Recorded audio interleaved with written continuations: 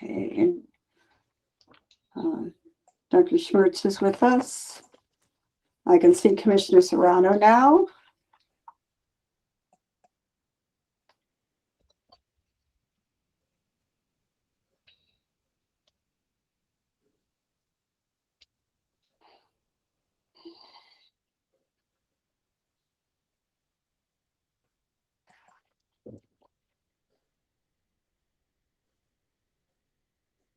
And Chair, we note that we started the recording now. Yep, I just noticed that. Okay. All right, let me call the meeting to order and say welcome to everyone. It's good to see you. And trying to, well, I'll work on that later. So first thing I want to do is to thank Commissioner McDaniels for covering for me last time. But thanks, Chuck. That was a big help, and I appreciate it. And just a quick look at the agenda for today. There are a couple of action items. There'll be a report from the Student Advisory Council, but a couple of action items around finance policy, operating budget, capital budget, and then we have something from Dr. Dow that needs our approval to published in the register, and then a report from Dr. Schmertz at the end of the meeting. And I see our student commissioner has joined us, so welcome. And with that, Secretary Fielder, let me turn things over to you for some comments. Okay, thank you. It looks like I'm seeing double. See if I can get rid of it. You are there twice. Okay, well, the first thing I wanted to do is welcome a lot of new staff and have Emily introduce some individuals here. Great, thank you. Good afternoon, commissioners. Thank you, Secretary Fielder. We have been busy hiring new staff. We received 10 new PINs at the start of July 1 of this year, and so we have been busy hiring for those positions. We've had several individuals internally move into some of those new PINs, and then we've hired a number of new individuals. So I think some of them are on the screen. Let me run them down real quick. I see Shayla Hunter, if you can wave. She's one of our new education analysts in program review. Then we have another lovely individual named Tekla. I don't see her on. She is also in program review. Another individual named Brittany has also joined our group, and another lovely person named Rose has joined our group. So 4 new staff members. Those 4 new staff members are in our academic program review process. So they have been busy getting trained up on academic program review and learning the ropes of our regulation. We've also hired 2 additional individuals who are over in our institutional review, so looking at new school approvals, religious exemptions, online registration, and the like. I don't see them yet up on our screen, but their names are Melissa and Jeff. Not to be confused, we now have 2 Jeffs on staff, not to be confused with Assistant Secretary Jeff Newman, and then we have our education analyst, Jeff White.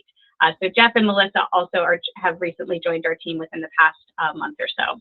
So we're excited to have them on board. We have been in crazy training mode and also trying to figure out space and making sure everybody has a home to live in. So I'm excited to have them join us, and I'll leave it there. Thank you, Secretary Fielder, and thank you, Commissioner Surkamp. Secretary Fielder, I think you're muted. Yes, it was double. Thank you. Yes, it's really good to almost be fully staffed. We still have some others that we're working on in terms of recruitment in both research and OSPA. So those things are moving forward. Also, I wanted to thank Aubrey Basham, who has been working to complete all the audit findings, and we're now at about 92%. I know last time I said 80, he said no, we're at 90. Well, now I can say we're 92, but the intentions are to be completed by the end of December, and that's a big project to be wrapped up, and I appreciate that. Jennifer Katz, wave your hand. I think everybody knows what you look like, but I really want to thank Jennifer. She's now accepted a position to move to the federal level of the U.S. Department of Education. So we now have an insider. I probably shouldn't say that to an attorney, but we now, someone that I know is a very trusted advisor, and I really do appreciate all her counsel over these past couple of years. And we're working forward on that. The last thing I would just mention is shortly Emily's going to present a recommendation from our Student Advisory Council, which has to do with voting, again, to support their efforts to get out the vote. Tomorrow, early voting starts, and as we've heard 1,000 times on the TV and radio ads, November 8th will be here real fast, and then we'll go from there. So thank you. I'll turn it back to you, Chair. Thank you, Secretary Fielder. And Jennifer, let me just add the thanks on behalf of all the commissioners and the support that you've given to us as we have review meetings and other matters. You've been extremely helpful to us. So thank you, and we wish you the best. Thank you so much. I appreciate that.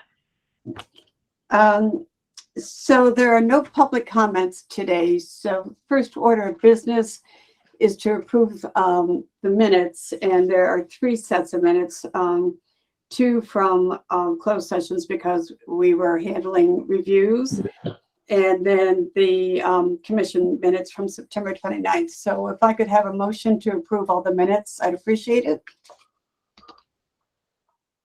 Commissioner Serkat has so moved. Thank you. Second. Thank you, Commissioner Salmon. So moved by Commissioner Boyd and seconded by Commissioner Salmon. Does anyone have any amendments or additions to the minutes? If not, all in favor of approving the minutes, please say aye or raise your hands, whichever way you want to do it. Anyone opposed? And anyone abstaining? I'm guessing not. Okay, minutes are approved. Thank you.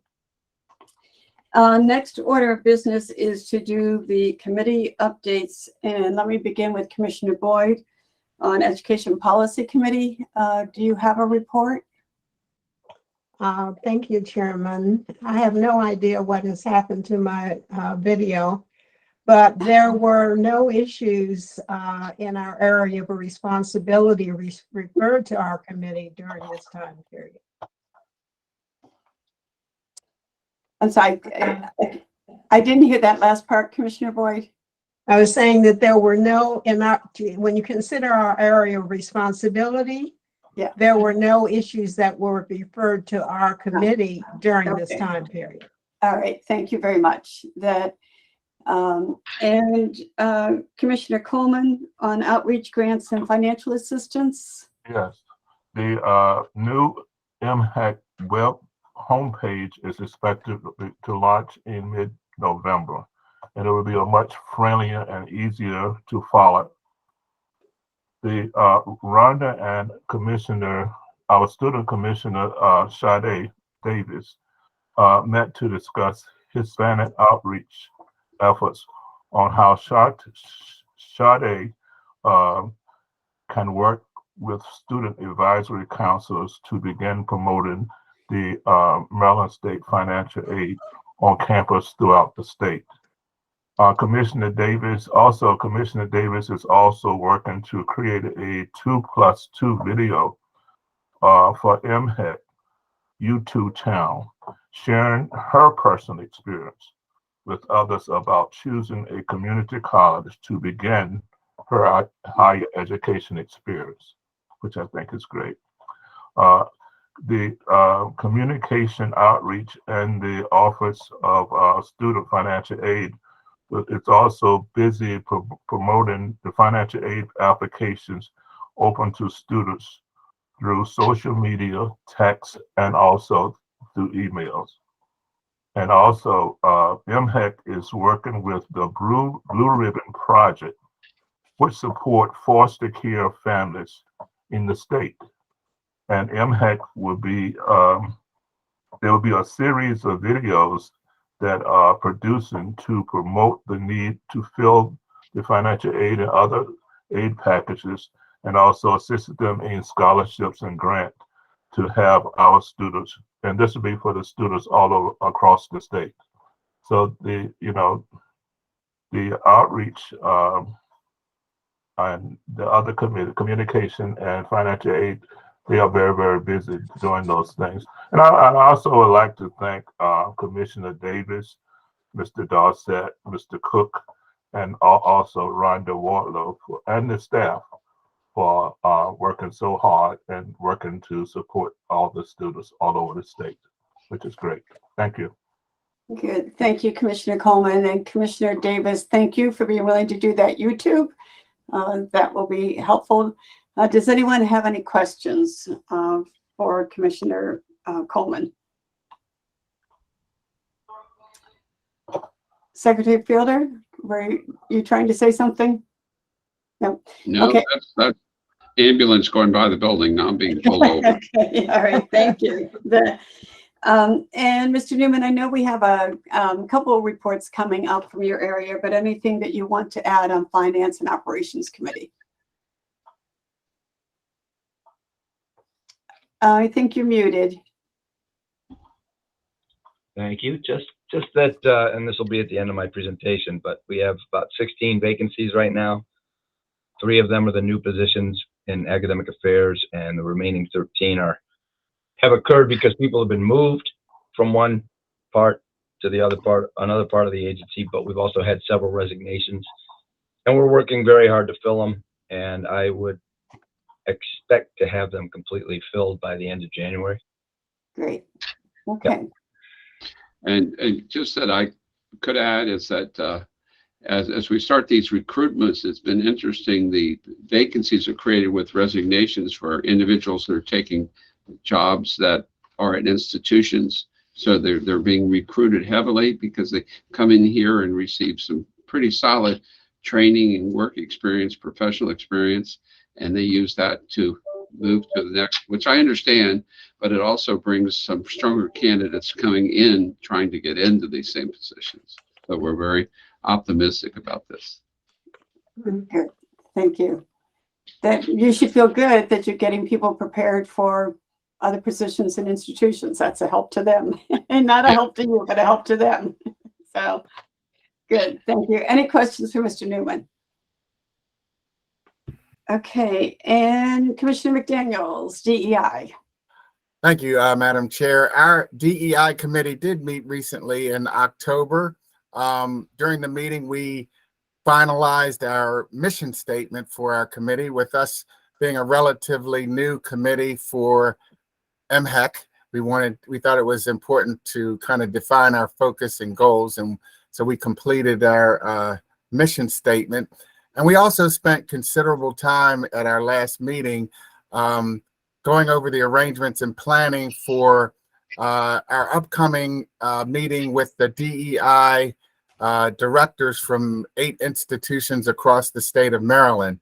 That interaction is set up for December 5th from 2 to 4, and we're very excited about that.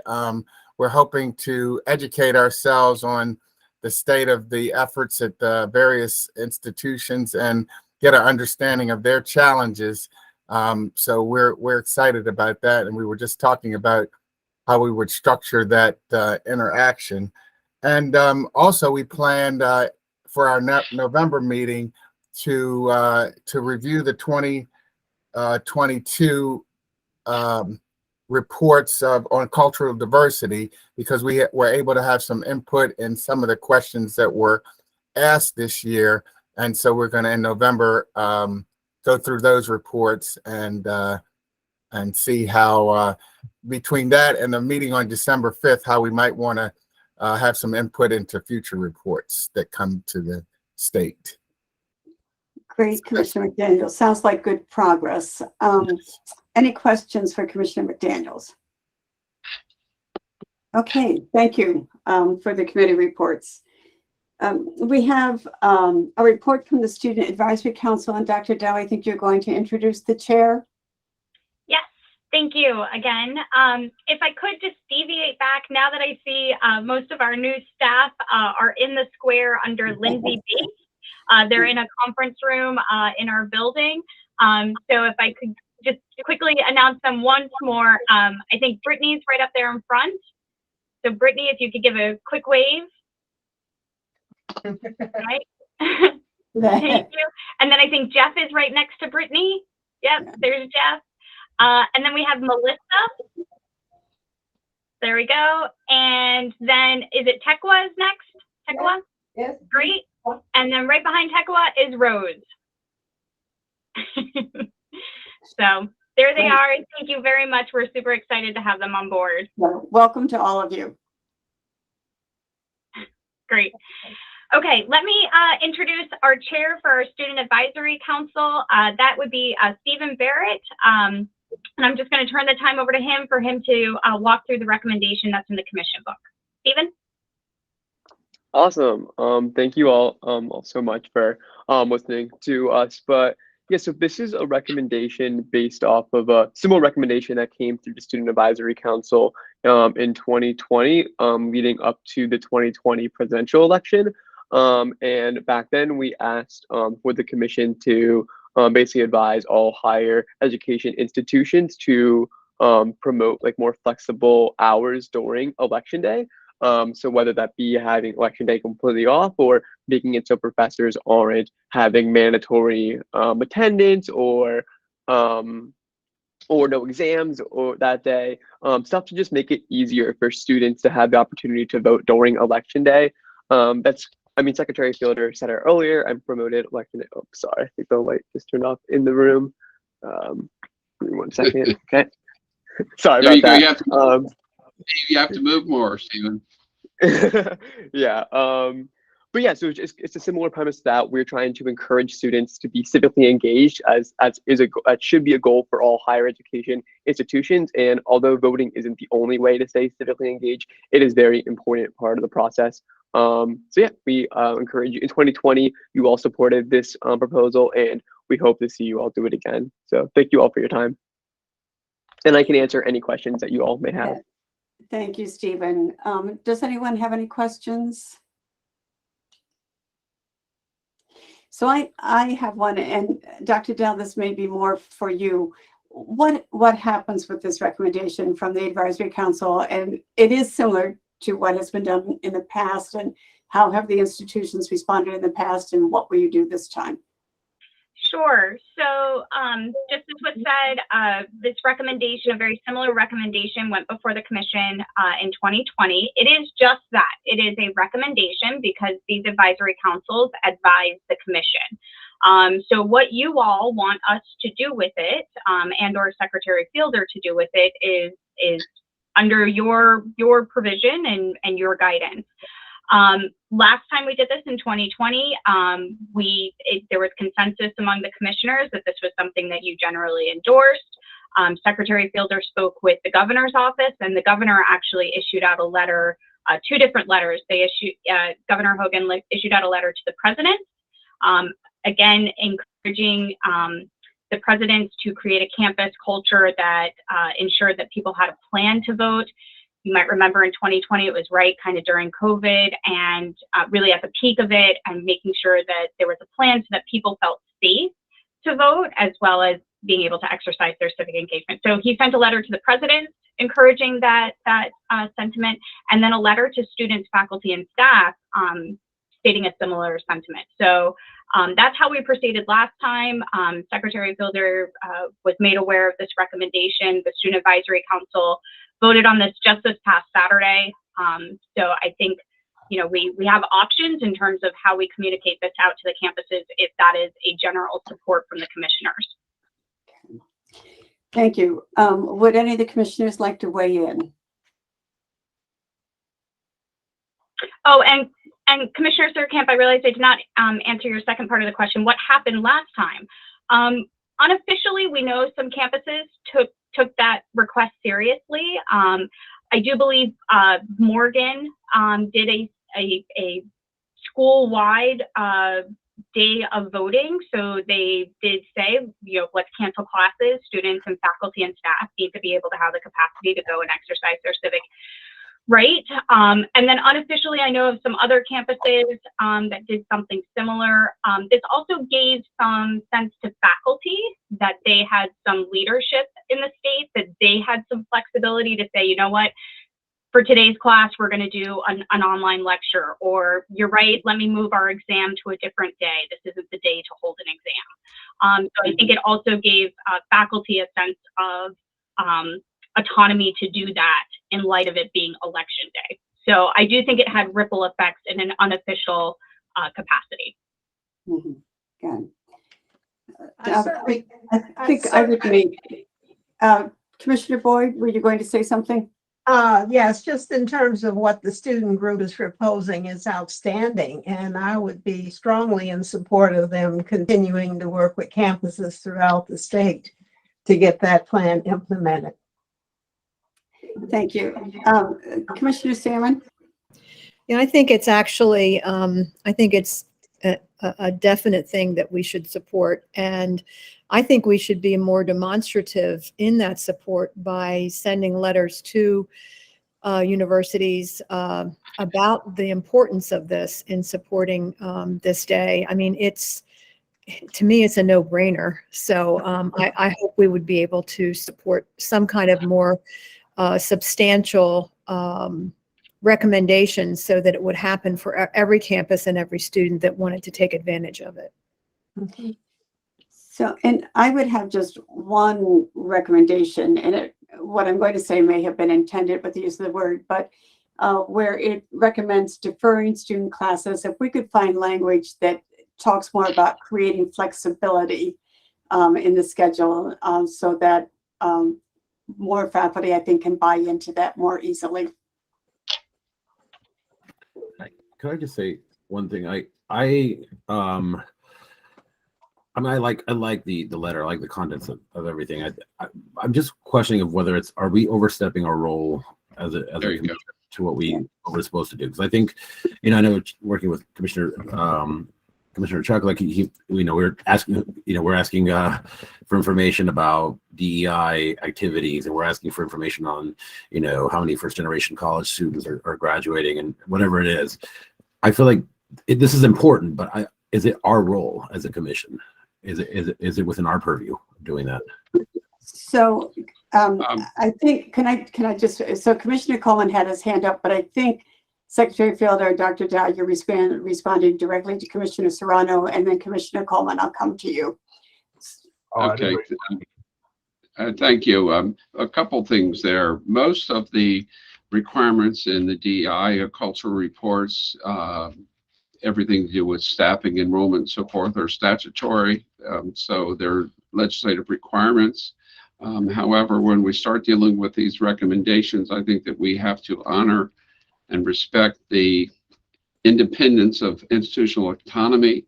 I mean, we can make a recommendation, but we cannot use the word mandate, especially into the internal operations of a institution. So, and I think that our chair is very familiar with that approach. Mm-hmm. Dr. Dow? Yeah, thank you. And just to echo that sentiment, I think, again, this would be couched as a recommendation, strongly encouraged, that this is important, not just for students, but again, faculty and staff as well, to be able to have that flexibility. So Commissioner Surkamp absolutely using flexibility as a term. But, and we've done this before. I kind of want to reassure you that the campuses do take our recommendations seriously. And they understand that we understand that recommendations are just that there's a balance there between institutional autonomy and institutions determining their own schedules and making those decisions according to their boards and own governances, and that we don't get, but so there is a balance. And I think we're in a space now where there is that understanding between our campuses and our agency. And when we do present a recommendation, it is a recommendation, but it is a strong recommendation. We don't put these things forward haphazardly.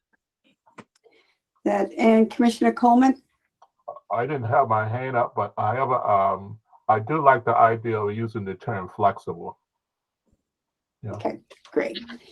So with that, can I assume that the commissioners, that we have consensus to provide some kind of statement to the institutions encouraging them to provide flexibility on November 8th? And so maybe the way for me to rephrase that, if anybody's not comfortable with that, would you raise your hand so we can hear your concern and talk about it a little bit more?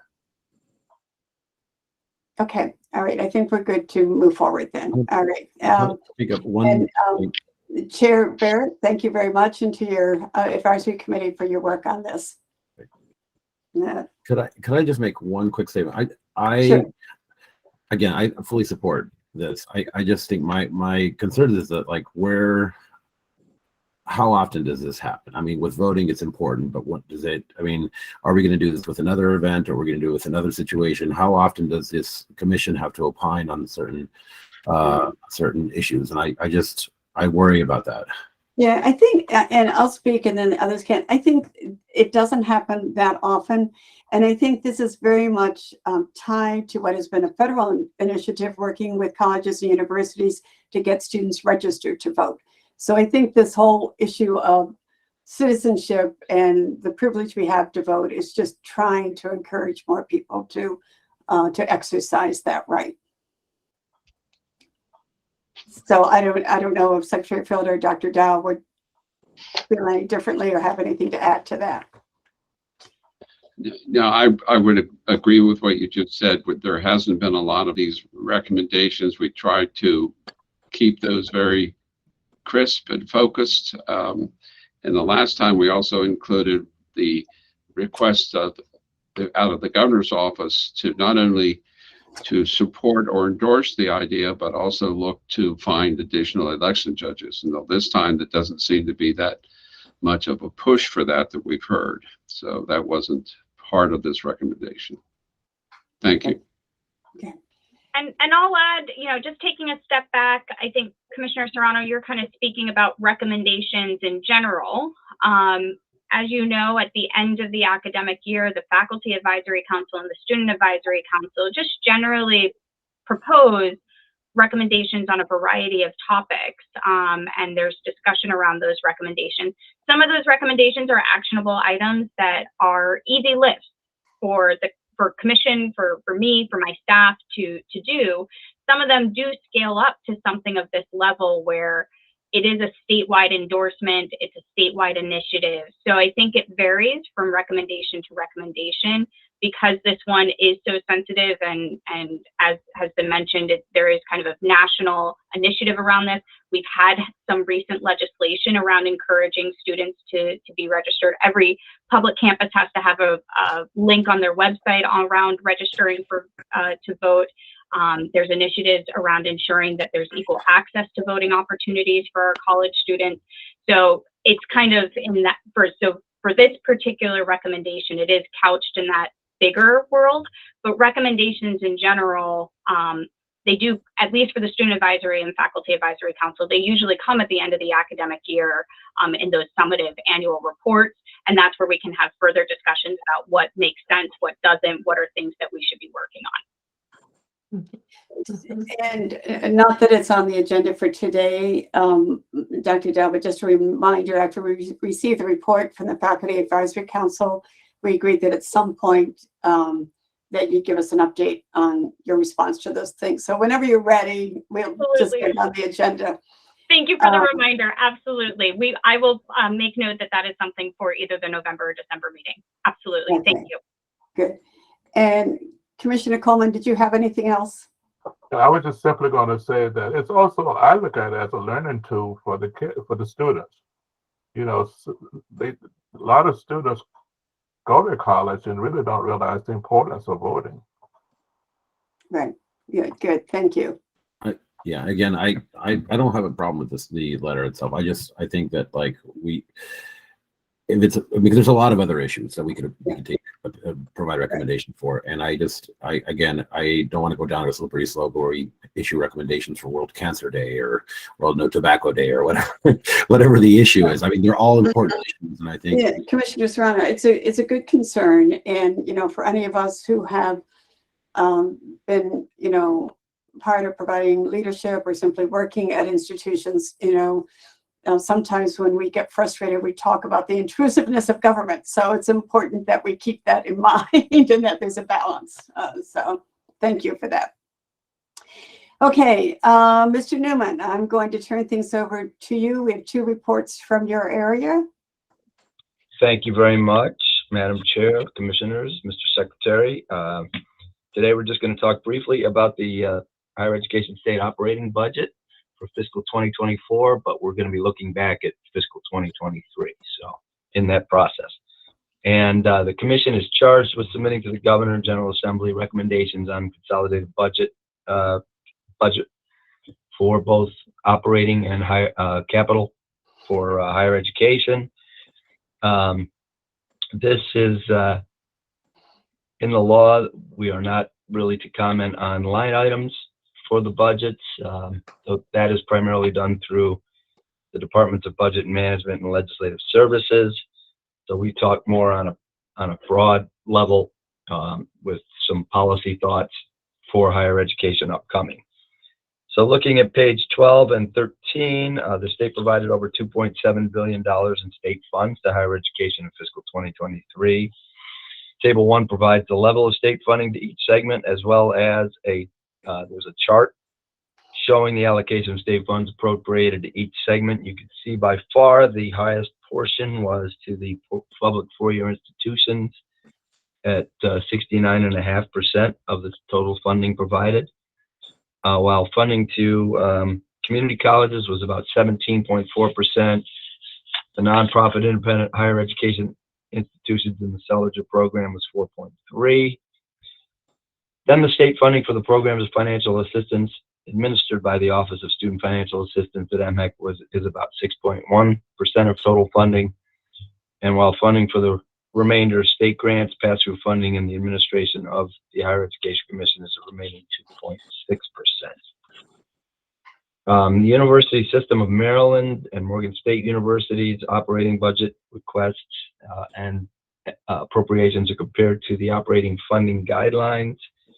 The funding and performance of each Maryland institution is compared to a set of peer institutions from what we call competitor states, and the list is on page 14 of those competitor states that have similar profiles as the Maryland institutions according to the Carnegie classification system. As you can see on page 14, the overall funding guideline attainment for fiscal 2023 is 83%. Some funding for annualizing salary increases at the institutions was included over and above the direct appropriations to the institution. So that raised the levels of funding to the institutions for the annualization of those salary increases.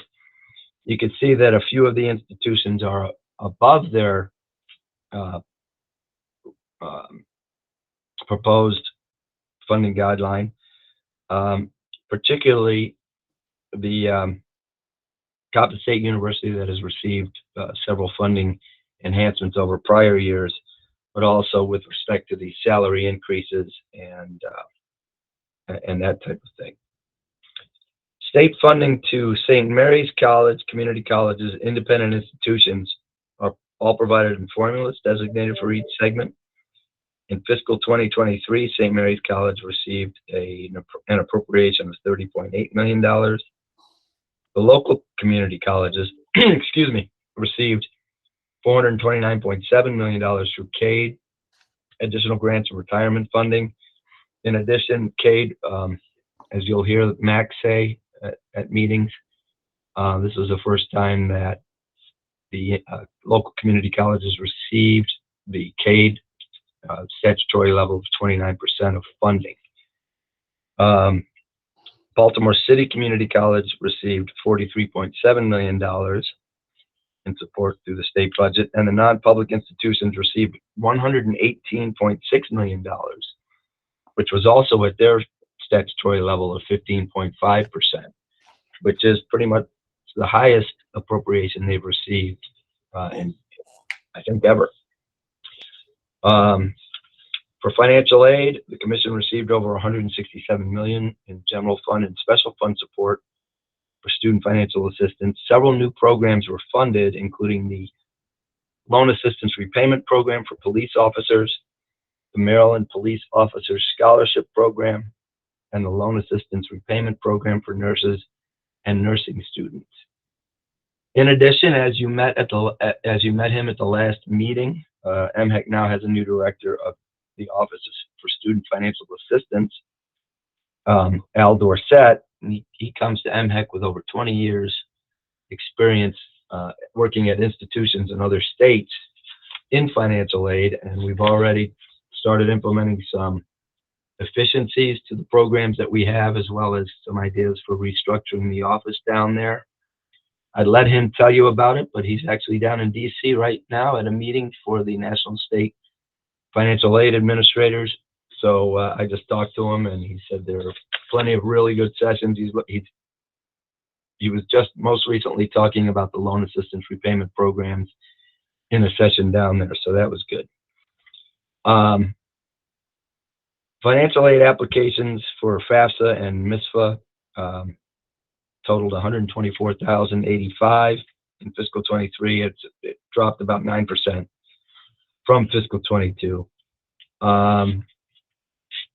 But we will work through those lists, and we'll use whatever funding we can out of our reserve fund to try to fund as many scholarships as can be funded off the wait list to reduce that. For the Promise Scholarship, as of October 2022, total of 2,103 students have an active Promise Scholarship, totaling about $6.7 million, with the average award being about $3,171 per scholarship. We only have 3 applicants on the waiting list, and hopefully we'll be able to fund those as well. For the Maryland Higher Education Commission, we were appropriated $29.4 million in fiscal 2023. However, of those funds, $22 million was appropriated to pay for the Plaintiffs' Counsel from the Coalition for Equity and Excellence in Maryland Higher Education Commission v. the Maryland Higher Education Commission. In addition, funding was provided to MHEC for the addition of 10 positions in the Department of Academic Affairs in the program review unit. And in that unit, we have come up with some creative ways of fitting those people into our confined space in our offices. As you know, we've had teleworking during the pandemic, and since we've returned, we've worked to a hybrid model where people will telework a few days and come into the office on other days.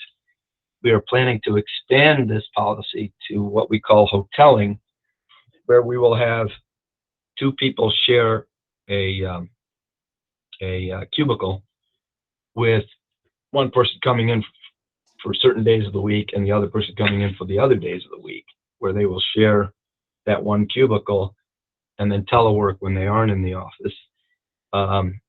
So we're looking forward to seeing how that works, and maybe possibly being a model for other state agencies to move to that type of model and ease the need for additional office space for state agencies. We'll see how it goes.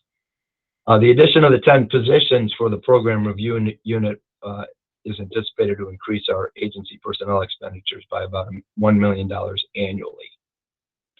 And as we said at the top of the meeting, we continue to experience turnover in several positions. We have 16 vacancies, and we're looking to try to have those filled on or by the end of January 2023. So the recommendation, it is recommended that the Maryland Higher Education Commission adopt that the following funding priorities be used in targeting funding for higher education for fiscal year 2024. Funding to support the Maryland Higher Education Commission General Administration budget as we continue to implement new programs, add new staff, make changes to existing programs, and examine our operations to increase automation of application and management systems. Next, funding to support new programs of student financial assistance brought forward by the Governor and General Assembly as well as to support the Maryland College Aid Processing System, MDCAPS. Whenever a new program comes in or there are adjustments made to existing programs, we have to make changes in our processing system. And of course, when you make changes, that costs money. So we want to be able to support the ability to be able to do that. And finally, continued support to the formula-funded institutions and segments in accordance with the calculations provided in statute to the greatest extent possible. And that concludes my presentation.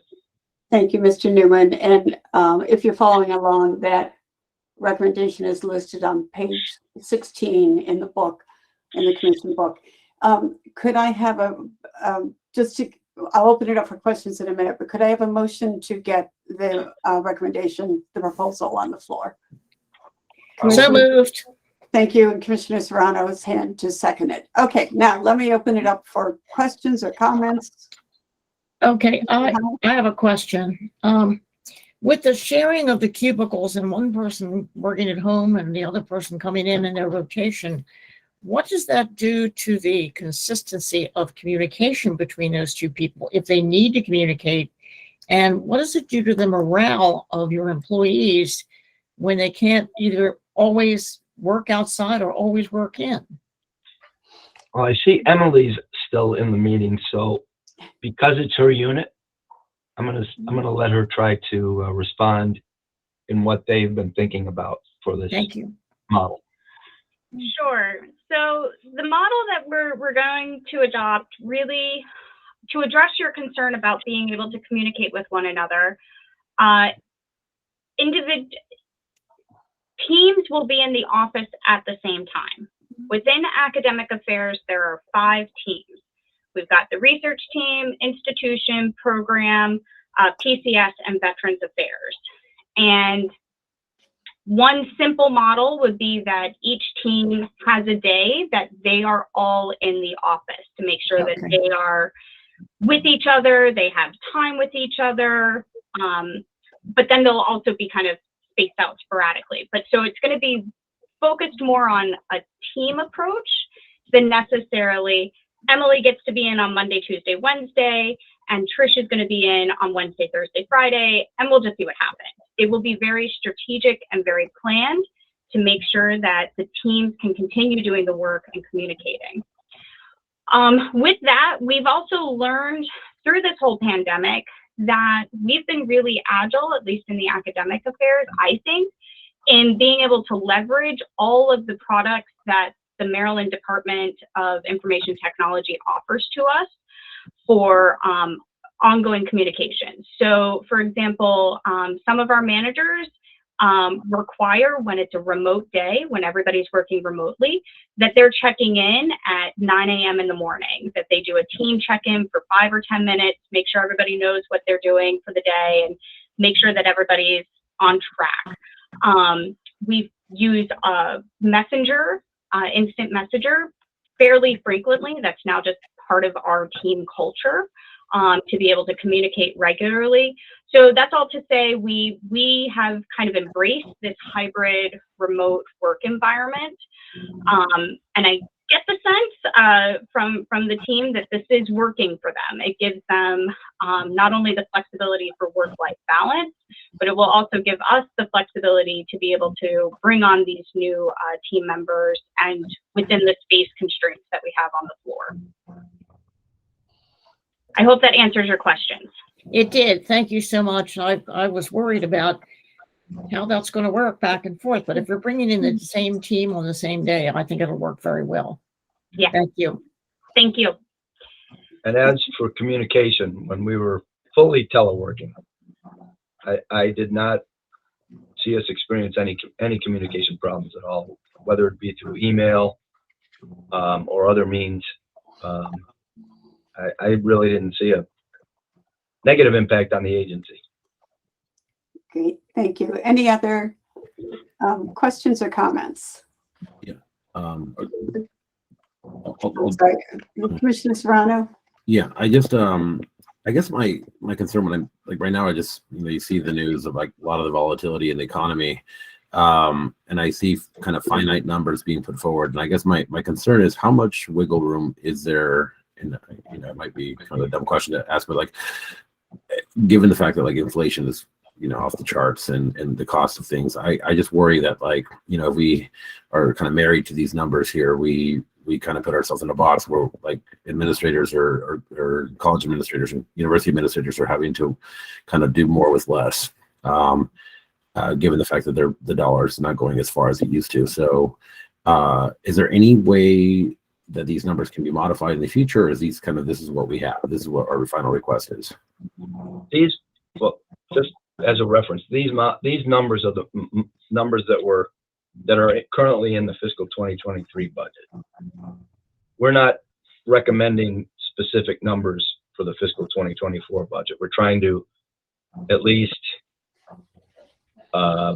make mention of things that we consider are important to be considered when the governor and DBM are putting the budget together between now and January, and when it's introduced in the General Assembly.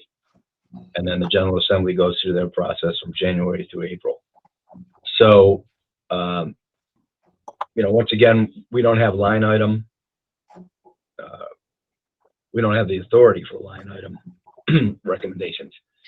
So that's why we're coming in at a higher level and just making recommendations based on what we think. Is there any like rainy day fund in terms of like if times get really, really bad that we kind of offset the amount of money that would be cut? I just worry that like, when things are getting really tough in terms of the economy, I guess the universities and colleges will be inclined to like cut certain programs that oftentimes are the programs that we're advocating for here. And so I'm looking at the DEI programs. That's one of the first ones that gets cut heavily. Is there any way that university or colleges can tap into is there a rainy day fund or some kind of something that would offset that? Well, we have seen historically that higher education is the largest discretionary pool of funding in the state budget. So we will see actions related to the economic cycle that we're experiencing. So if state revenues drop, it's going to be more difficult for the state to provide large appropriations to the higher education segment. There is a rainy day fund, but that's not really what's used to fund higher education. So, we also have the interesting situation now is where we have the current administration putting together the budget for the upcoming fiscal year with the new administration coming in January. So that will also undergo a review and maybe adjustments will be made. But I think the approach by the state has always been to try to keep the programmatic concerns of the institutions at the forefront when making budget recommendations. Okay, thanks, Mr. Newman. Secretary Fielder, did you have something? Yeah, a couple quick things. In terms of all the concern about communications between staff, we also focused on constituent services. As an example, with the Office of Student Financial Assistance, when we had to switch in the pandemic to being remote, there were as many as 500 video conferences in a week. So there actually was an increased participation between our staff and constituent students and parents than we had before that. And the same exists throughout all of the divisions in terms of what we're doing to improve technology, adding technology where we can to make it more efficient, yet also to improve services. And that's the one thing. And I think Mr. Newman just covered the question about budget. The budgets, once the new administration is coming in, they will review the budget and determine adds and subtractions, and that is yet unknown, I guess is the best way to put it. MHEC has no reserve fund within our own department that can be used to help the operations at an individual institution. That function is centralized through DBM. Thank you. Thank you. Thank you. Anything else before we take a vote? Okay. All in favor of the recommendation as it has been read to us and as it is in print, please raise your hand or say aye. Aye. Aye. Anyone opposed? And anyone abstaining? Okay, it carries. Thank you. Thank you all very much. And Mr. Newman, I think you're going to introduce Mr. Schuster for the next Yes. item. Yes, I would like to reintroduce Dan Schuster, who you've met over the last several years, who is responsible for administering the community college construction grant program and overseeing the capital budget for higher education for MHEC. So Dan? Hello, everybody. Thank you, Jeff.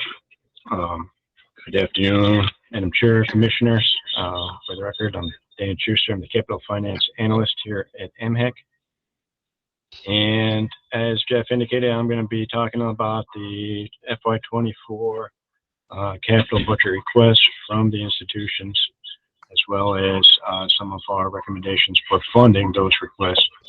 If you're following along in your book, I believe my memo starts on page 17 of the commission book, and listed on there are basically the 7 areas that comprise the overall capital request from institutions.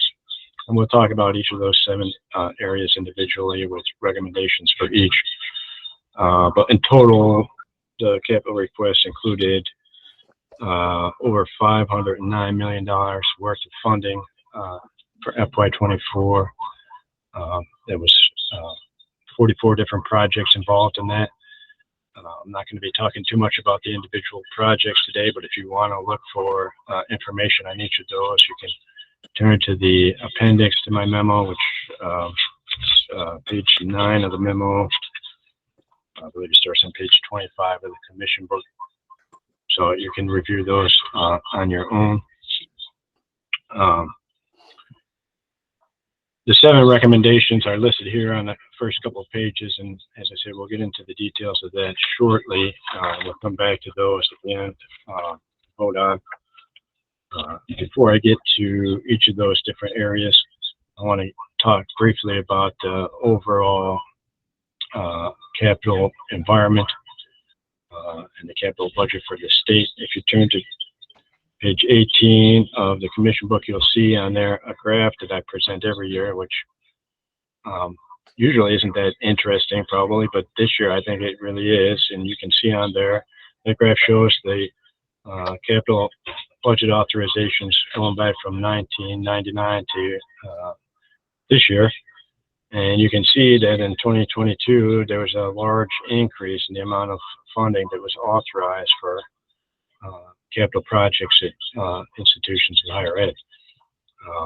It was $753 million that was authorized in 2022, and that was significantly more than the next highest year, which was actually the year before, when there was, I believe, 490,000 or so.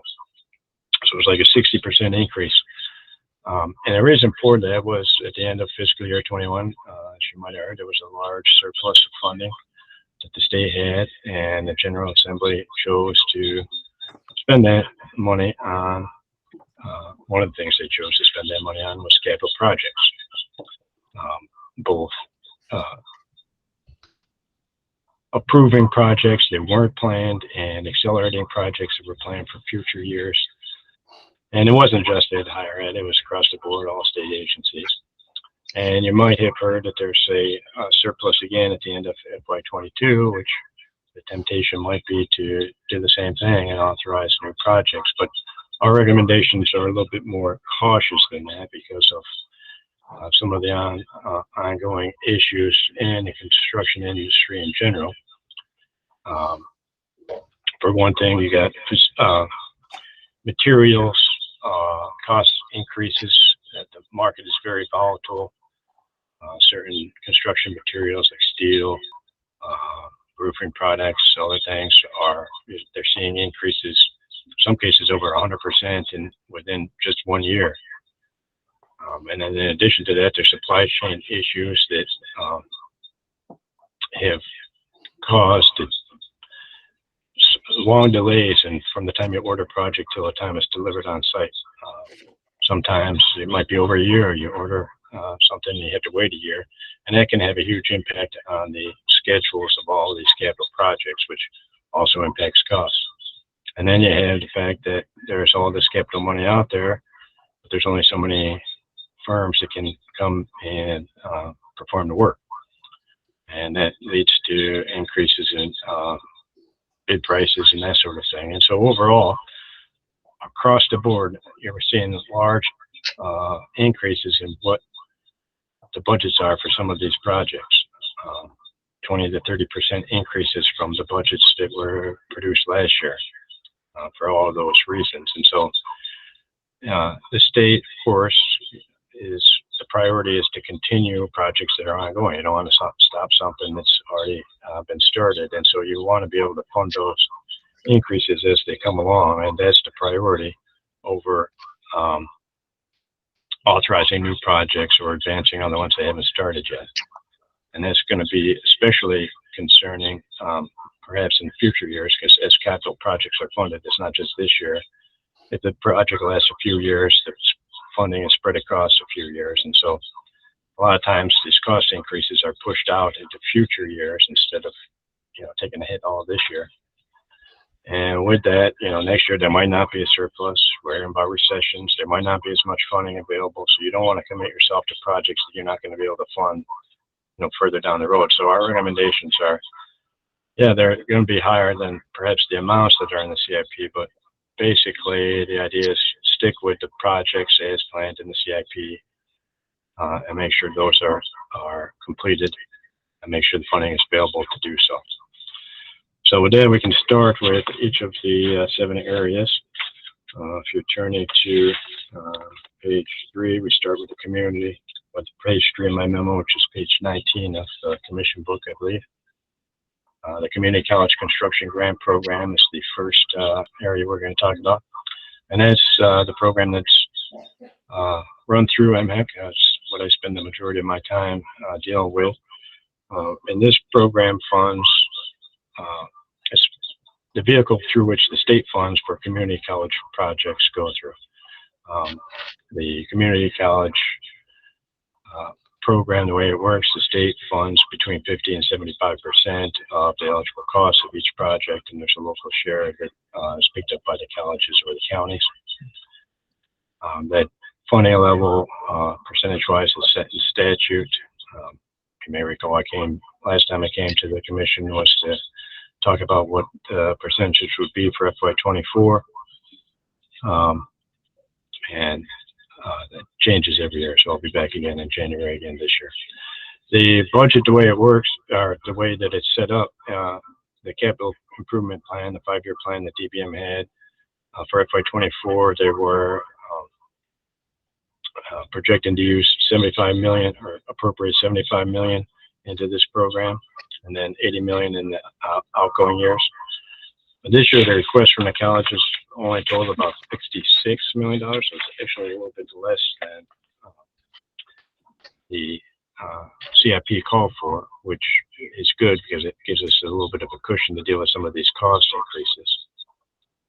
Normally, their requests exceed the amount that's in the budget, and that's where the prioritization that MAC, the Maryland Association of Community College, that process becomes important, and they have a process that decides which project should have a higher priority over the others.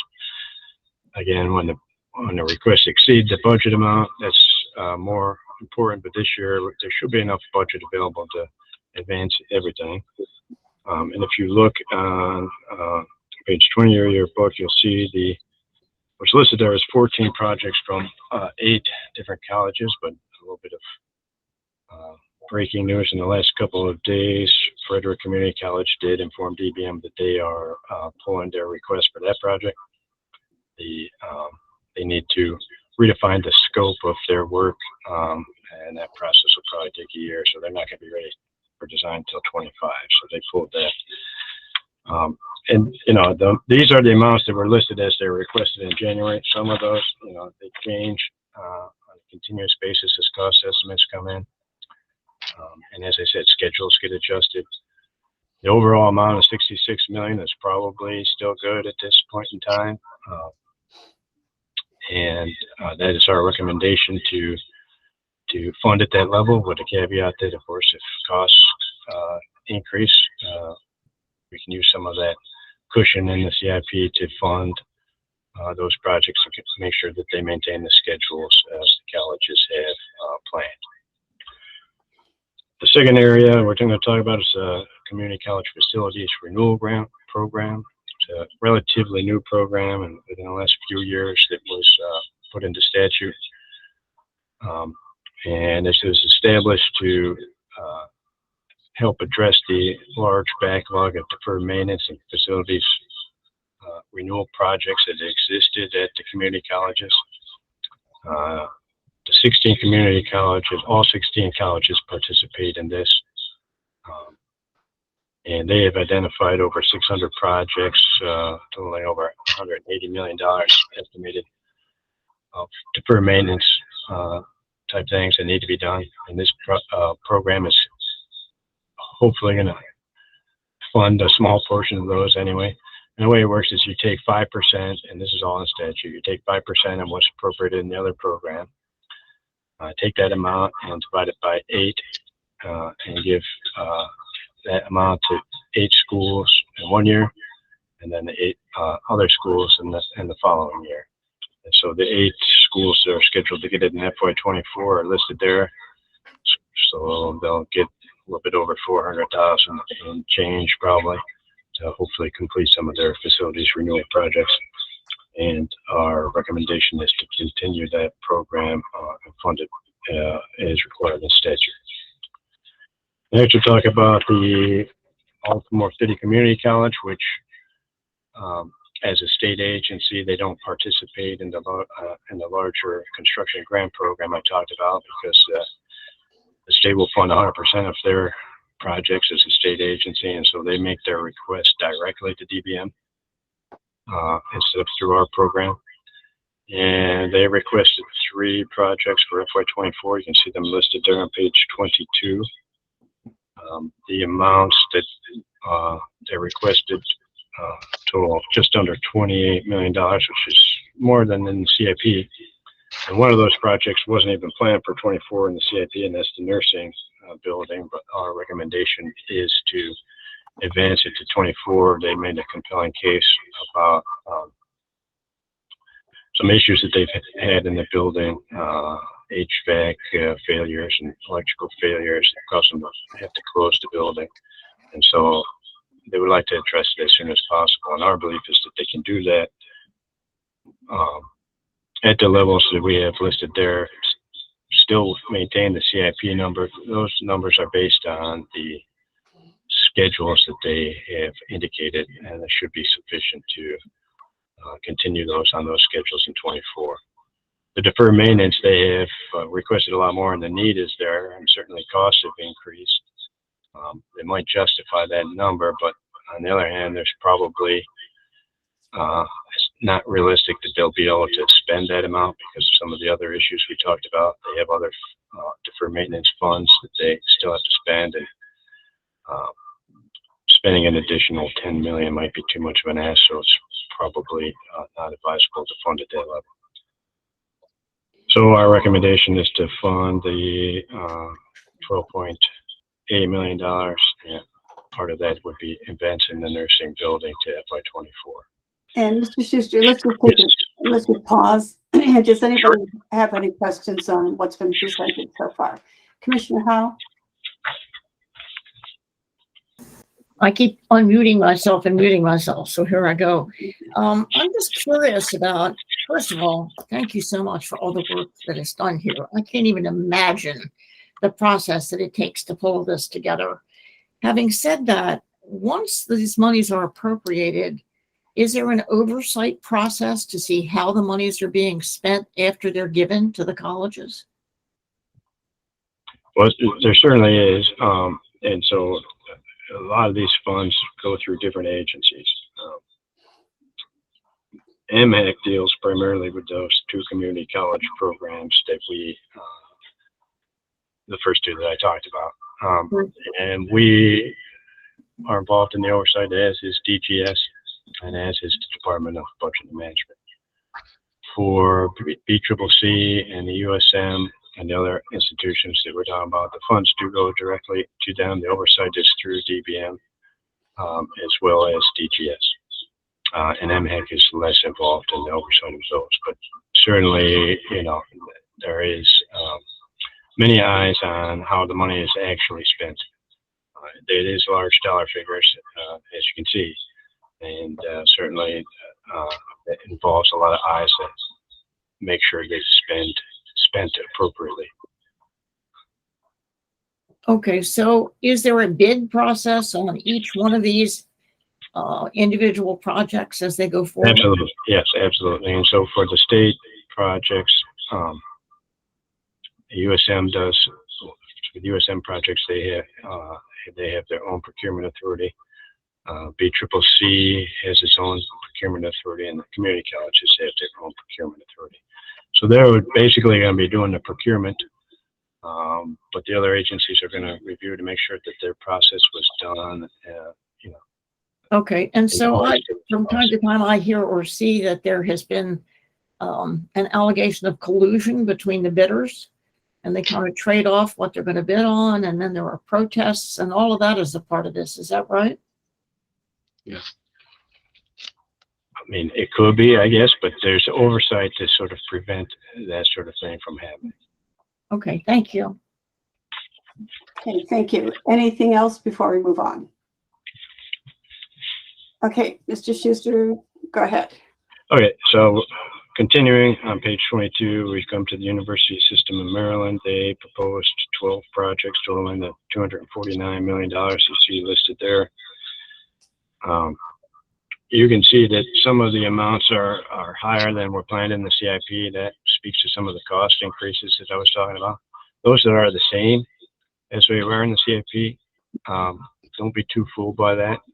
Those projects have also seen cost increases. It's just that those have been pushed into years beyond FY24 and into 25 and so on. And it's usually just those that are finishing up this year where they have to sort of swallow all of the cost increases in 1 year. And so our recommendation is to fund those 12 projects which are in the CIP at the increased dollar amounts you see listed there. I will point out that USM did also, as it did the year before, submit a supplemental budget request for other projects that perhaps could be advanced if funding allows. And again, our more cautious approach is to stick with the CIP, make sure the funding is available for the approved and planned projects. Morgan State is next. They have proposed 9 projects totaling $145 million. You'll see that a few of those were not in the CIP. And so again, our recommendation is to just continue with the CIP projects, which do have cost increases. And so our recommendation is to fund those at a level of about $108 million. And St. Mary's College, again, another four-year institution that operates outside of USM. They have proposed 2 projects, which are basically in line with the CIP, and our recommendation is to move forward with those. And then finally, we come to the Maryland Independent College and University Association, or MACUA. And they have a process that we believe works well. Rather than having all of their member institutions come individually to the state and ask for money and support capital projects, they sort of vet those internally and advance a few every year. And typically, the General Assembly will fund $12 to $13 million or so in those for those projects. And you can see that the projects that they're advancing this year come from 4 schools: Capital Technology University, Johns Hopkins, Loyola, and Washington College. And our recommendation is to fund those as well. With that, that concludes my remarks. I'd be happy to take any questions you have before we go back to the action items. So any questions that anyone has?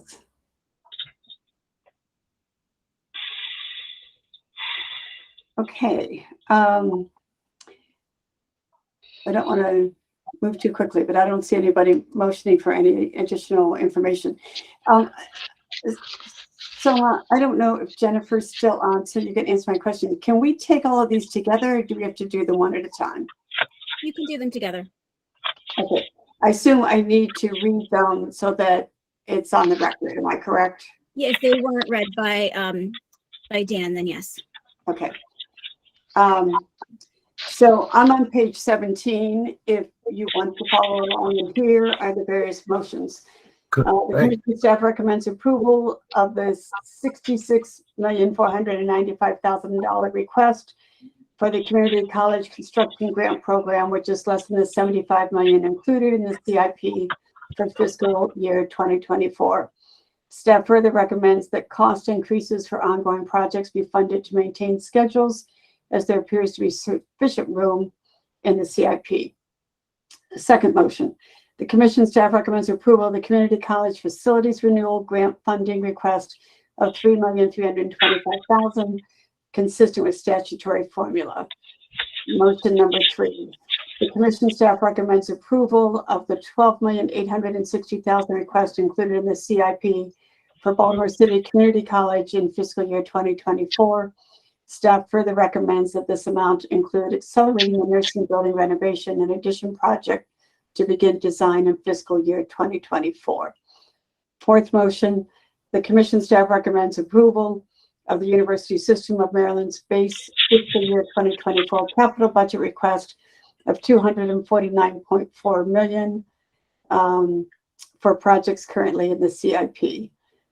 Fifth motion, the commission staff recommends approval of Morgan State University's fiscal year 2024 capital budget request of $108,266,000 for projects currently in the CIP. Motion 6, the commission staff recommends approval of State Maryland College of Maryland. It should say St. Mary's College of Maryland. I thought, thank you. So correction there is St. Mary's College of Maryland's fiscal year 2024 capital budget request of $3.6 million for projects currently in the CIP. And then finally, motion 7, the commission staff recommends approval of MICUA's fiscal year 2024 capital budget request of $13.5 million. Okay.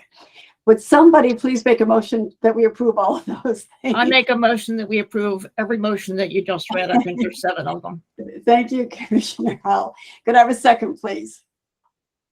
Commissioner Coleman, and any further discussion or questions that anybody has? Can I ask, like in terms of like, we mentioned earlier about the oversight functions, but like in terms of like auditing or like kind of keeping accountability of the money that has been dispersed in the past, again, I kind of sound like a broken record here talking about like this kind of financial, climate that we're entering in. But I think I want to make sure that we're getting our biggest bang for our buck in terms of the capital, at least for the community colleges, capital investments. If there's any possibility to like kind of keeping track of like what has been spent, where did we miss our mark, where are we getting overruns, and tightening up the budgets a little bit more. I think I'm a little bit just idea of just saying, hey, let's give more money. I'm for it. It's a smart investment, but I just want to make sure that we're going to go and probably to a season where we're not going to have the money or any surplus money. So I want to make sure we have the mechanisms in place that we can get our biggest bang for our buck. So just because money is authorized doesn't mean it's spent, I guess is the best way to answer that question. So the budget will be there if it's needed, but it is not going to be dispersed to the colleges unless they follow all of the requirements, which we're looking at constantly. DGS is looking at constantly. DBM is looking at constantly. And a lot of the way this program works, a lot of these cases, the money that's authorized for those projects, it may not all be spent. It may be they spend a little bit less than that for their projects at the end of the day. And then that money still sits in the program and can be applied to other capital projects in the future. So in other words, if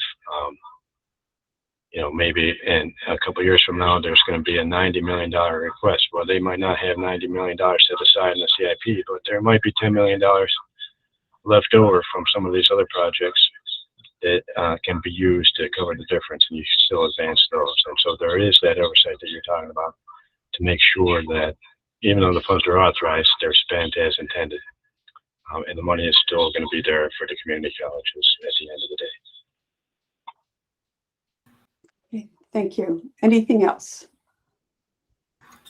Okay, all in favor of approving these 7 motions, please signify by saying aye or raising your hand. Aye. Anybody opposed? And anyone abstaining? Okay, thank you. They all carry. All right, Mr. Newman, Mr. Schuster, thank you very much for that. And not just the reporting, but as Commissioner Howe said, all the work that goes behind these initiatives. Dr. Dow, you're up next. Great, thank you. Again, good afternoon, commissioners. I am on page, the PDF page of 47, but the page number in the book of 43. So we are requesting approval to publish in the Maryland Register proposed regulatory amendments regarding the Veterans Education Protection Act, which was a law that was passed in 2020. This law prohibits for-profit institutions of higher education and private career schools to accept federal veterans education benefits from enrolling new Maryland residents if, beginning in fiscal year 2023, revenue from federal funds, including veterans education benefits, exceed 10% of all annual institutional revenue during the 2 of the 3 preceding fiscal years. Let me stop there before I continue on in the memo. You might be familiar with the 90-10 rule, meaning that an institution cannot exceed more than 90% of their tuition income from federal financial aid. What this law did in 2020 is it included veterans benefits in that calculation. So we have created regulations to align with the law. So I'm on that second paragraph of the memo. The proposed regulatory amendments create a process for MHEC to monitor and enforce applicable institutions' compliance with this new law. These institutions will be required to submit specific information regarding their revenues to the Commission on an annual basis. The proposed amendments have been approved for legality by MHEC's Assistant Attorneys General as required by the Maryland Administrative Procedure Act and are now enclosed for your review and approval. Upon your approval, proposed regulations and regulatory amendments are submitted to the legislature's Joint Committee on Administrative, Executive, and Legislative Review, AELR, after which they're submitted to the Division of State Documents for publication in the Maryland Register. After a public comment period, they may be brought back before the Commission for final adoption. So let me read the recommendation in its in totality. It is recommended that the Commission, 1, approves for publication in the Maryland Registrar the enclosed proposed regulatory amendments regarding the Veterans Education Protection Act, and 2, authorizes its Assistant Attorney General to make non-substantive edits to the proposed regulations to conform to the stylistic and formatting requirements of AELR and DSD. I'm happy to answer questions. Thanks, Dr. Dow. Any questions from anyone or comments? Just out of curiosity, do we have schools that are kind of close to that 90-10 rule, or like are there? We don't currently monitor this, so I do not know the answer to that. I do want to be clear that this would only apply to the for-profit institutions, which we have just a few in the state of Maryland. And so they have to be both a for-profit institution, using federal financial aid for the purposes of tuition, and eligible for veterans benefits. So again, we just have narrowed the focus quite a bit. So we only have a few institutions for which these regulations would apply to. But back to your question, we don't know how we don't collect that information currently, so I can't answer it. And I just want to say, so the rule is that all federal aid can, including veterans, cannot exceed 10% of their annual revenue over the last 3 years. Exactly. It can't exceed 90%. I can't exceed 90%. Okay. Exactly. Yep. Secretary Fielder? Yes, just one thing about the state regulations in terms of the 90-10 rule. You will recall several years ago when the U.S. Department of Education put institutions that are for-profit on what they call a cash watch. And when they do that, that's because they're ready to pull their accreditation when they violate the 90-10. And ITT was the shining example, and not shining in a bad way, but that goes across the United States because they could not meet those requirements. And so while we say that we don't have this insight into where they are in the 90-10 rule, the U.S. Department of Education carries that big club. Any other comments or questions? So if it's the U.S. Department of Education that's kind of monitoring this, and why do we need this part at the state level? So in 2020, at that time, the 90-10 rule at the federal level only included federal financial aid. It did not account for veterans benefits. Veterans benefits is overseen by Veterans Affairs and just is not part of the U.S. Department of Education. So in 2020, the Maryland General Assembly said, we want to take this a step further and include veterans benefits in that calculation. Between 2020 and now, the federal government has now started to include veterans benefits, and they will start to include veterans benefits in that calculation. They circulated federal regulations over the summer on this front. They convened a whole set of work groups that had a formal name to it that is escaping me around this very issue. So at this point, Maryland law and federal law are the same. But in 2020, when the Maryland law was passed, it would be a specialized Maryland law and a specialized calculation for 90-10, which is why it would be different at the time. Does that make sense? Yes. Any other questions? Okay, so Dr. Dow has read the recommendation. So could I have a motion to approve? Commissioner Howard and Commissioner McDaniels has seconded it. All in favor, please say aye or raise your hand. And anybody opposed? One opposed and anybody abstaining? Okay, all right. Thank you. So the motion carries. The next item, we have a report from Dr. Schmertz on revised data suppression policy and an overview of the data book dashboard. So Dr. Schmertz.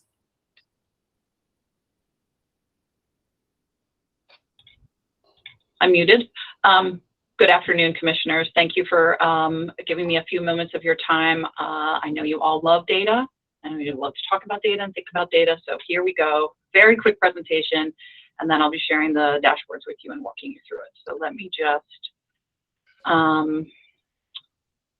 share my slides.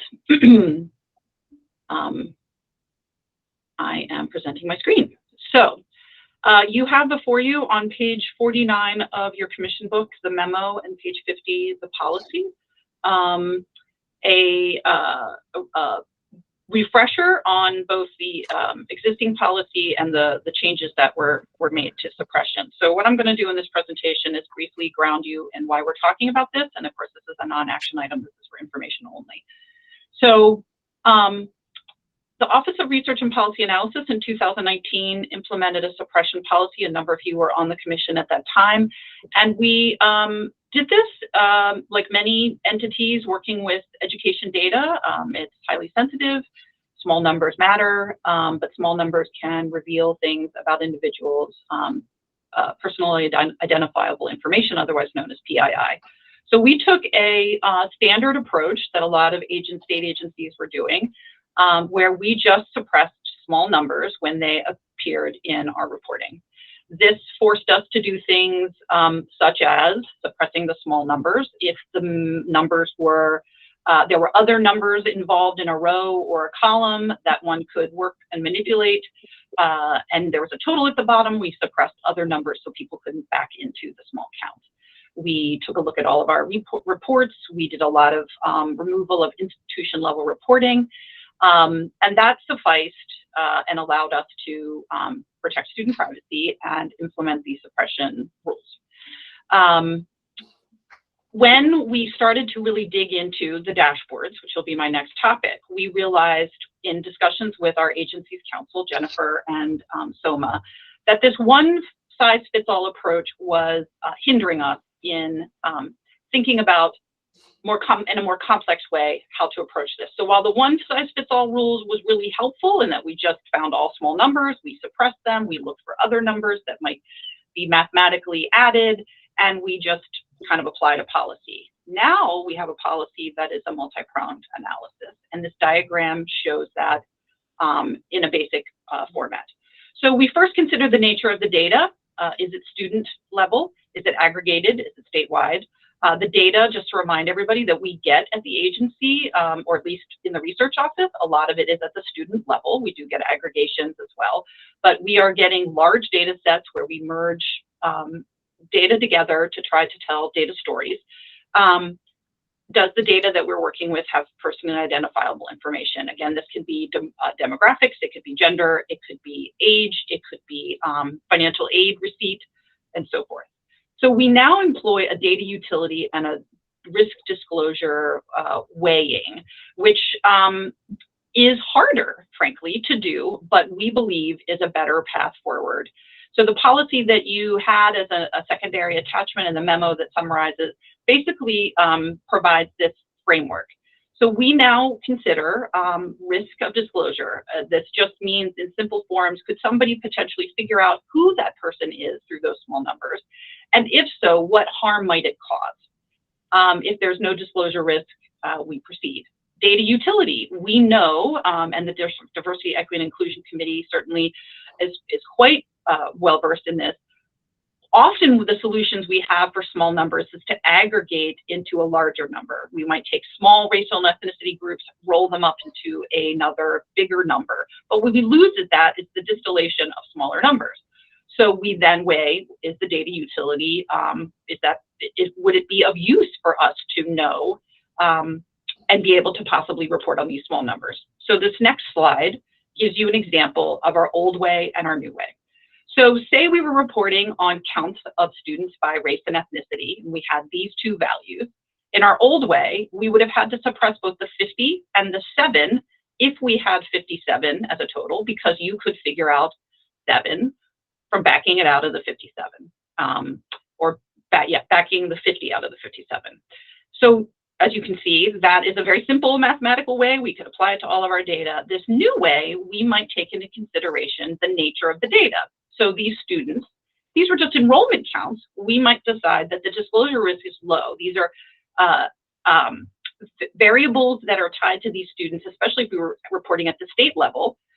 People could not figure out who those 50 people were. People could not figure out who those 7 people were. And when we say people, we're actually talking about sort of a reasonable person standard. So it's not the neighbor, the dorm mate, the teacher. It is somebody who is sort of outside of the community and whether or not they can identify that person. If we determine that the disclosure risk is high, we would potentially suppress both numbers and leave the total. Another way that we might use it if we decide to perform the data analysis, if we find the data utility is high, is to do what I did in the last row, which is to just show rates, which doesn't give you a sense of the size of the population, but does give you a sense of proportion. So this practice, as I said, is more labor intensive, but allows us to approach our data in a more thoughtful way. So again, this is just for your information only as a courtesy to let you know how we're handling MHEC data responsibly. I'm happy to take any questions. Okay, thank you, Dr. Schmertz. Anybody have any questions or comments? I have a couple of quick questions. Like, so like data that we're talking about, like, obviously there's demographic data, but like vaccine status. No, I don't have data like that.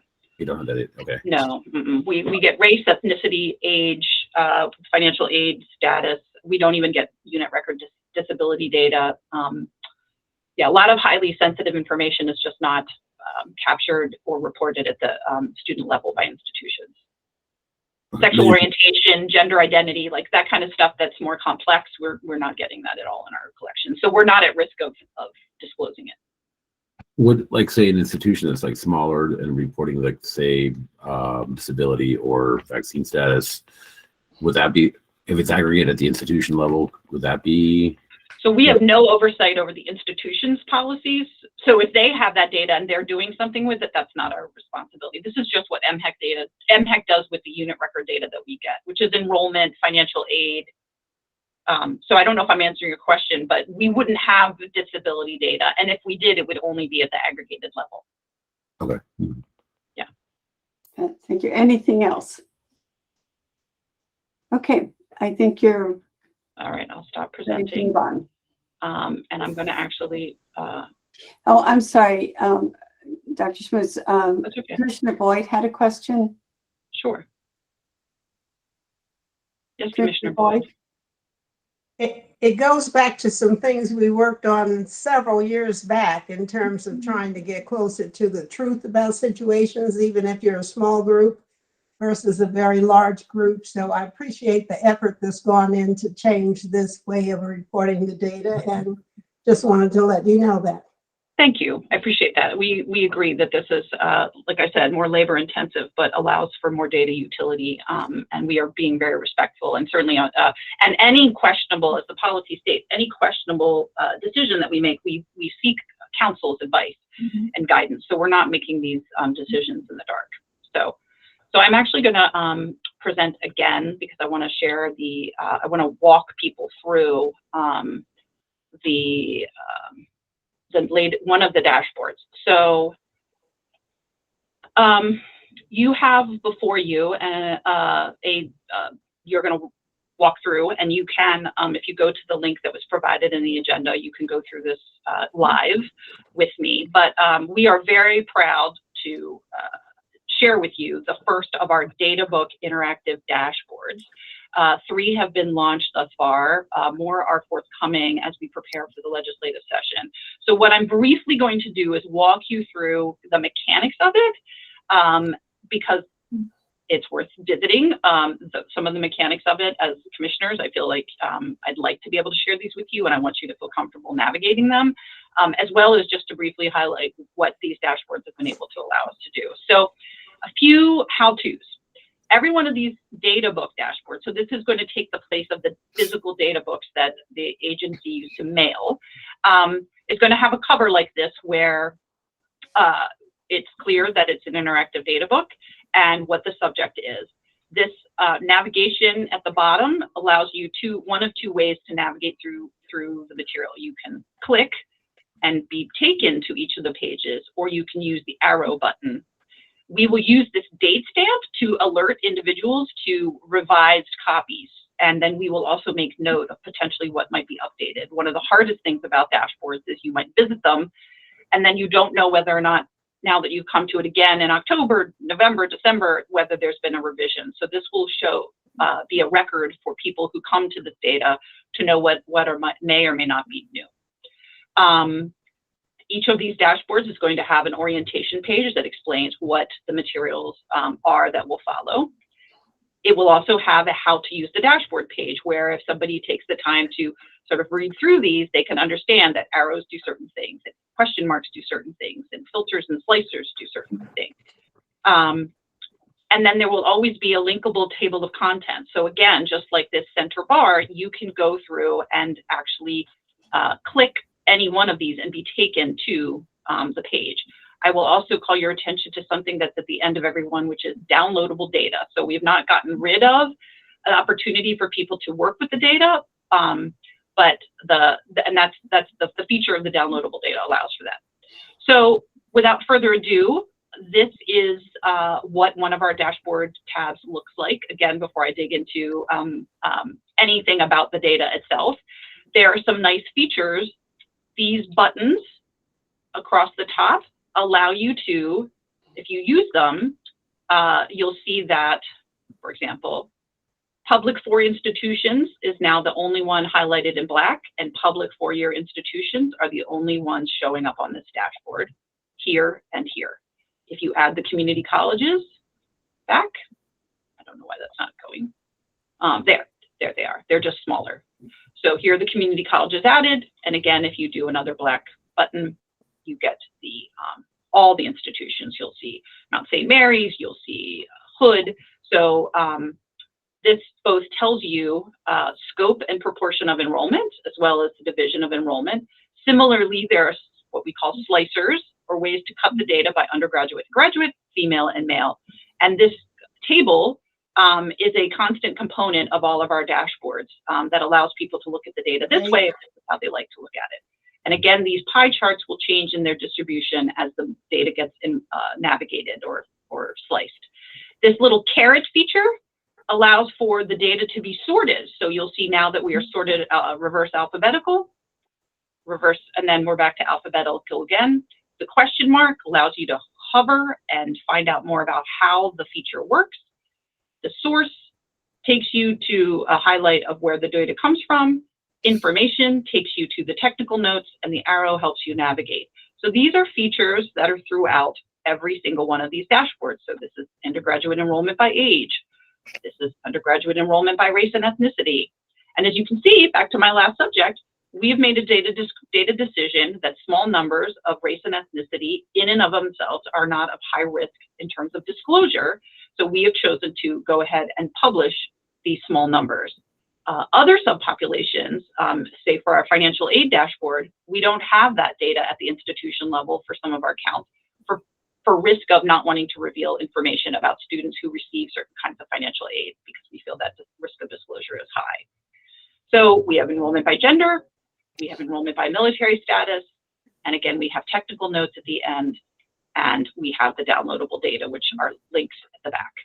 So I'm happy to answer any questions. This was just meant as an orientation and a highlight of, as I said, our launch of our data book dashboards, and the hope that we have are able to serve many of our stakeholders through these dashboards. So I'm happy to take questions. I cannot see, due to the nature of sharing, I can't see anybody though. So I'm happy to navigate away from the dashboard, or I'm happy to listen for questions. Thanks, Dr. Schwartz. That's very impressive, and it's very useful to be able to navigate through that, as you just demonstrated for us, and also to be able to download the data and work with it yourself. So any comments, questions that anybody has? Mr. Chair, my comment is to compliment the research division for coming up with this approach, and note that this past year may be the last time there was ever a data book that was printed on hard copy. So we're hoping to move forward to make things more current, more interactive, and this is a good example of that work. Yeah, no, this is great. Again, thank you for everyone who worked on that. This is a great step forward. Commissioner Serrano, did you have your hand up before? Yeah. This is great. I love dashboards. They are super helpful. The question that I guess I have is, who has access to this? Because I think, at least just from my kind of day job, that when we have dashboards and more people have access to it, you have more people complaining that we've named and shamed them, or we didn't get the data right. We did not represent this in a certain way. So I'm just curious to know who has access to this dashboard. Well, as I've just switched to this page, everybody who visits the MHEC website, it is under the research tab, and it is highlighted right here. And each of these can be launched, and the data is accessible for everyone. Yes. It's not showing your screen. It's still showing the dashboard. Oh, I'm sorry. Share this tab instead. Here we go. Now, can you see that there's a web page? Mm-hmm. Yes. Office of Research and Policy Analysis, right? So Commissioner Serrano, it is accessible through the MHEC webpage, and it's scrolled down to this. We've both highlighted it here as new information, and we've also embedded it here, as I said, and here is part of the sort of updating. So you raised a good point. The data book has been what we hope has been seen as a sort of data democratizing tool. There's not an agenda. The slicers are the same throughout every tab. We're not trying to answer a research question. I mean, other than how many students were enrolled in fall 2021, how many of them were Black, how many of them were female, proportionality.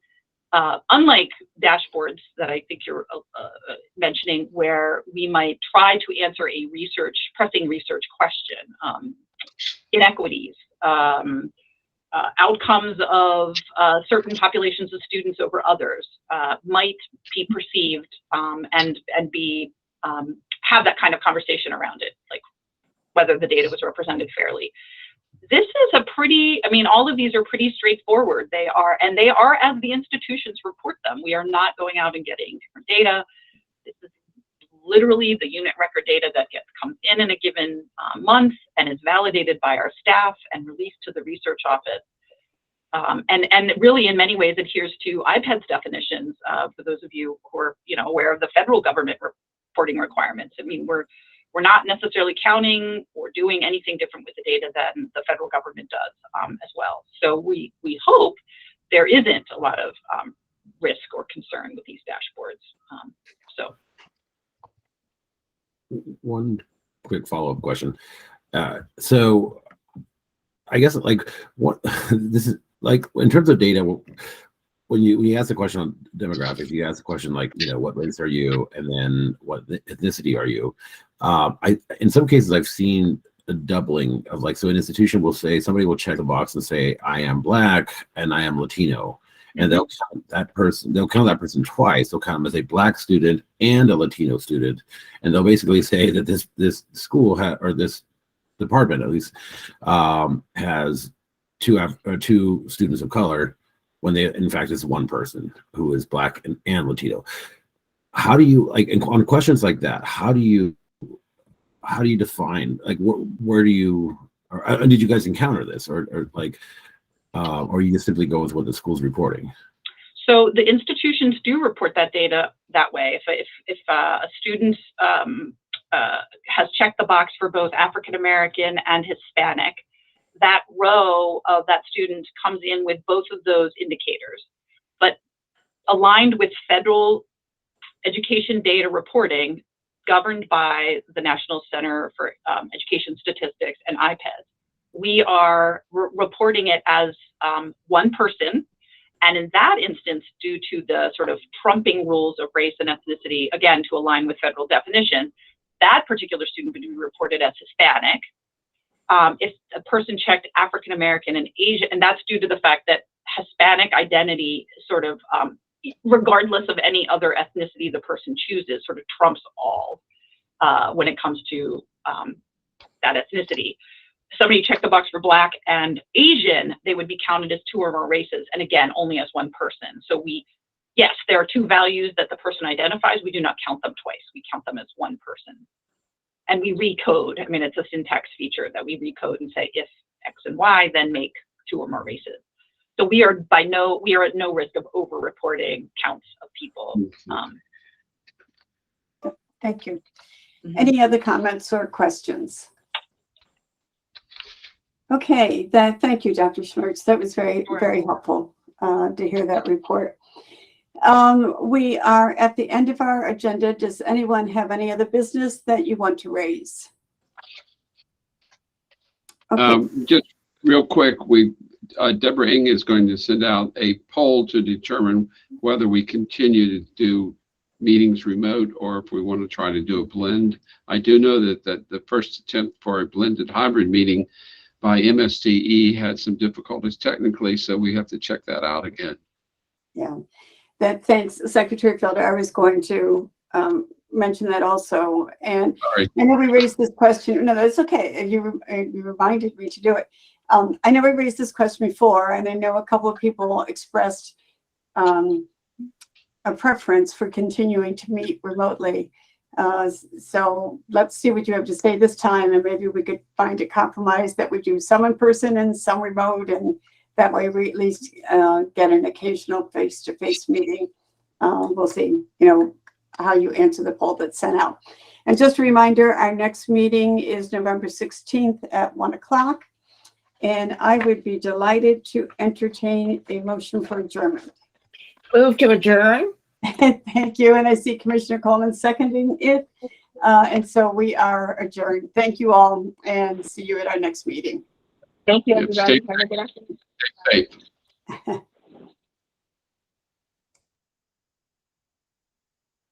How do I get out? Where's my thing to get out of the meeting?